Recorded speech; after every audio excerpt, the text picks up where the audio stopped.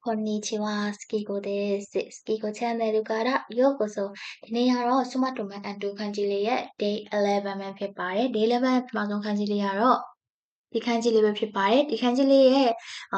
မှတ်ပုံမှန်နည်းကတော့အဓိကအစိတ်ပိုင်း2မျိုးပေါ့နော်။ဒီအပိုင်းနဲ့ဒီပိုင်းဆို2ပိုင်းခွဲမှတ်ပါမယ်။ပထမဆုံးတစ်ပိုင်းကကြတော့ဆန်းဆွေးဆိုတဲ့ရေ radical လေးပေါ့နော်။ရေအဓိပ္ပာယ်ရှိတဲ့ radical နောက်တစ်ပိုင်းကကြတော့ဒီအပေါ်ပိုင်း unique အဖုံးလေးနဲ့တူတဲ့ဟာလေးကကြတော့ unique အဖုံးဆိုတဲ့အဓိပ္ပာယ်ရတဲ့ catalyst ဆိုတဲ့အဓိပ္ပာယ်ရှိတဲ့ radical လေးပဲဖြစ်ပါတယ်။ခလေးကမှုခတခဏမှုလေးနဲ့အတူတာကိုမှုလို့မှတ်ပြီးတော့အောက်ကကြတော့ cover ဆိုတဲ့မြစ်ဆိုပြီးမှတ်လိုက်ပြီပေါ့နော်။ဆိုတော့ရေလေးအတိုင်းကိုဒီ catalyst ဆိုတဲ့ unique အဖုံးလေးကမှုရင်ရေရဲ့စီးကြောင်းအလိုက်ကိုရေရဲ့နာကာရဲ့စီးကြောင်းအလိုက်ကိုလိုက်ပြီးတော့စီးဆင်းတော့ပါတယ်ဆိုပြီးတော့မှတ်သားလို့ရပါတယ်။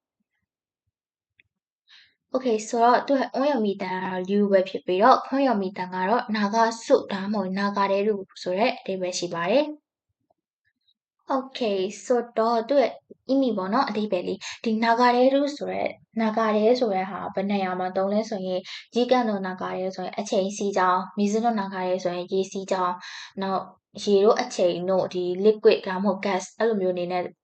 အဲ့လိုစီးကြောင်းတွေပေါ့နော်အဲ့လိုမျိုးစီးကြောင်းတွေမှာတုံးတယ်နောက်ပြီးတော့တိမ်ခုမိုဆိုတဲ့တိမ်နေလေပေါ်မှာ float ဖြစ်နေတဲ့ဟာမျိုးအဲ့လိုမျိုးအနေထားမှာလည်းတုံးတဲ့ခန်းကြီးပဲဖြစ်ပါတယ်ဆိုတော့ဒီမှာဆိုရင်တော့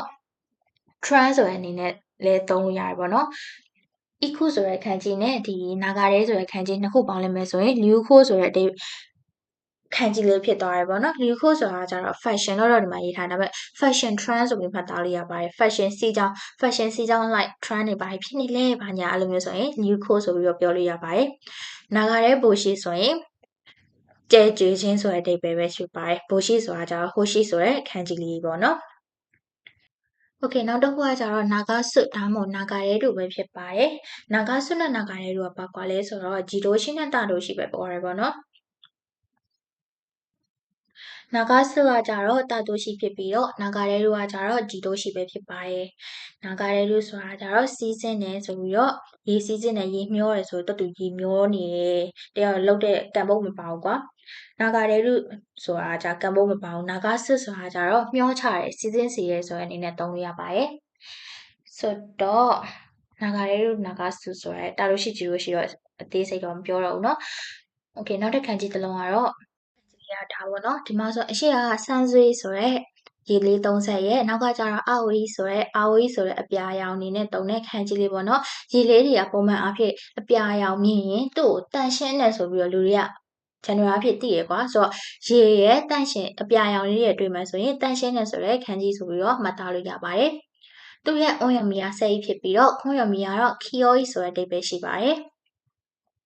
Okay ပထမဆုံးမီနီလေးကကြတော့ say show ဆိုတဲ့အနေနဲ့ရှိပါတယ် show ကကြတော့ခပ်ဖို့ဆိုရရေးတယ်ဆိုတဲ့ခန်းကြီးဖြစ်တဲ့ကြောင့်မို့ say show ဆိုရင်အချောတက်ရေးတယ်အချောတက်အကျန်းနဲ့ပြီးတော့အချောတက်ရေးတယ်ဆိုတဲ့အနေနဲ့သုံးလို့ရပါတယ် say show ပေါ့နော်နောက်တစ်ခုကကြတော့ kioi ဆိုတာကျတော့တန်ရှင်းသောတန့်စင်သောဆိုတဲ့အနေနဲ့သုံးလို့ရတယ်ဒီတန့်စင်နဲ့တန့်စင်နဲ့ဆိုတာကကြတော့ဒီရေတန့်စင်တာမျိုးမှလည်းသုံးလို့ရတဲ့အပြင်ကိုဒီလူတစ်ယောက်ရဲ့စိတ်ညစ်စိတ်ထားမှာဆိုရင်လည်းhonest ဖြစ်တယ်ဆိုပြီးတော့အဲ့လိုမျိုးအနေနဲ့လည်းသုံးလို့ရတယ်ပေါ့နော် kioi ဖြစ်တယ် kioi mindset ရှိတယ်အဲ့လိုမျိုးဆိုတဲ့အနေနဲ့သုံးလို့ရပါတယ် Okay ဆိုတော့နောက်3နဲ့4ကကြတော့တူတူပဲပေါ့နော်တန့်ရှင်နေတဲ့ရေစီးကြောင်းတက်ရှင်နေတဲ့စမ်းကြောင်းအဲ့လိုမျိုးအနေနဲ့သုံးလို့ရတယ်ဆဲလီယိုဒါမှမဟုတ်ရင်ကီယိုနာဂါရဲဆိုတဲ့အနေနဲ့သုံးလို့ရပါတယ်လီယိုကကြောင့်အရှိကနာဂါရဲဆိုတဲ့ခန်းကြီးပဲဖြစ်ပါတယ် Okay နောက်ခန်းကြီးလေးတစ်လုံးကဒါပဲဖြစ်ပါတယ်ဒီခန်းကြီးကကြတော့ဒီအရှိက radical လေးကကြတော့ left ဆိုရ radical လေးပေါ့နော် left ဆိုရ radical အနောက်ကကြတော့တပြက်စီ bronze ဆိုရဲတပြက်စီအဓိပ္ပာယ်ရှိတဲ့ခန်းကြီး radical လေးပဲဖြစ်ပါတယ်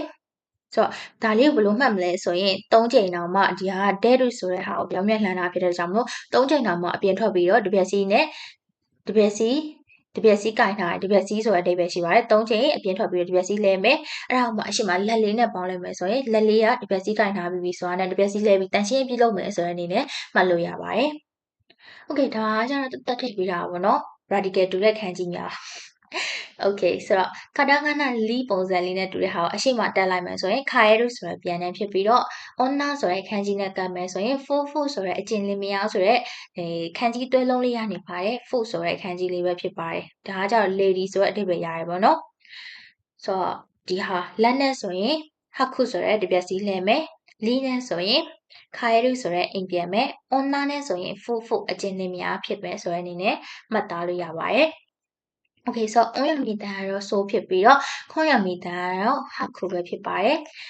Okay ဟာခုဆိုတာじゃတပြက်စီလဲရပဲဖြစ်ပါတယ်စိတ်ဆိုးဆိုတာအနေနဲ့တော့မစိတ်ဆိုးဆိုတာじゃတန်ရှင်းပြုလုပ်တယ်ဆိုတဲ့အနေနဲ့မှတ်သားလို့ရပါတယ်စိတ်ဆိုတာじゃအရှိမမှတ်သားခဲ့တဲ့ KOE ဆိုတဲ့ခန်းကြီးပဲဖြစ်ပါတယ်စိတ်ဆိုတန်ရှင်းပြုလုပ်ခြင်းတန်ရှင်းလုပ်ခြင်းမားကြတော့စိုးကြီးရကြတော့ F4 ရဲ့တည်တဲ့ခန်းကြီးပဲဖြစ်ပါတယ်တန်ရှင်းပြုလုပ်ခြင်းပေါ့နော်နောက်ခုလုံးတန်ရှင်းပြုလုပ်ခြင်းဖြစ်နေတဲ့အချိန်မှာဘယ်လိုကွာသွားလဲဆိုတော့စိုးကြီးရကြတော့ကိုယ့်ဖာစင်နဲ့ကိုယ်နဲ့သက်ဆိုင်တဲ့နေရာချင်းနေပဲချင်းလေးကိုတန်ရှင်းပြုလုပ်မယ်ဆိုရင်စိုးကြီးလို့သုံးလို့ရတယ်ကိုယ့်ရဲ့အခန်းကိုအခန်းဟဲရနိုးစိုးကြီးကိုရှိမဆိုရင်ကိုယ့်ရဲ့အခန်းတန်ရှင်းရေးကိုပြုလုပ်ပါမယ်ကိုယ့်ရဲ့အခုံတန်ရှင်းရေးကိုပြုလုပ်ပါမယ်ဒါမှမဟုတ်ကိုယ့်ရဲ့အိမ်တန်ရှင်းရေးကိုပြုလုပ်ပါမယ်ဆိုရင်စိုးကြီးအနေနဲ့သုံးလို့ရတယ်ဒါပေမဲ့ say ဆိုဘယ်လိုနေရာမှာသုံးလဲဆိုတော့ say ဆိုကကြတော့ဒီခိုးဝမ်းမထားရတဲ့နော် say ဆိုရင်ဒီပန်းချင်ထဲမှာလူအများကြီးသုံးထားတဲ့လူအများ public သုံးထားတဲ့နေရာတွေကိုတန်ရှင်းပြုလုပ်မယ်ဆိုရင် say ဆိုကိုသုံးရပါတယ်ဆိုတော့အရှိရခန်းကြီးလေးတွေကိုပြန်ပြီးတော့မှတ်သားလိုက်ကြရအောင်ဒီခန်းကြီးလေးကကြတော့ရေ30ရေလေး30နောက်ကိုရေလေး30နဲ့ဒီခရားဖုံးလေးကမူပါပြီးတော့မြစ်ကြောင်းလေးရဲ့စီးကြောင်းအတိုက်ကိုနာဂါရဲတို့စီးမျောသွားရဲဆိုတဲ့အနေနဲ့မှတ်သားလို့ရပါတယ်။နာဂါရဲတို့ဒါမှမဟုတ်နာဂါဆုဒါမှမဟုတ်လီယိုဆိုတဲ့အတန်ထွက်ရှိပါတယ်။ Okay ဒါမှဆိုရင်ရေလေးတွေကပြာနေမယ်ဆိုရင် general အဖြစ်တန့်ရှင်နဲ့တန့်စင်နဲ့ဆိုပြီးတော့မှတ်သားရဲကီယောဤဆိုတဲ့အနေနဲ့အဓိပ္ပာယ်ရှိပါတယ်။စေးဆိုတဲ့အတန်ထွက်လည်းရှိပါတယ်။လက်လေးနဲ့တပြက်စီးကိုကန်ပြီးတော့ hak ခုပြက်စီးလှည့်မယ်ဆိုတဲ့အနေနဲ့မှတ်ထားလို့ရပါတယ်။ဆိုတဲ့ခန်းကြီးလေးဖြစ်ပါတယ်။ Okay ဆိုတော့今日はここまでです。またね。バイバイ。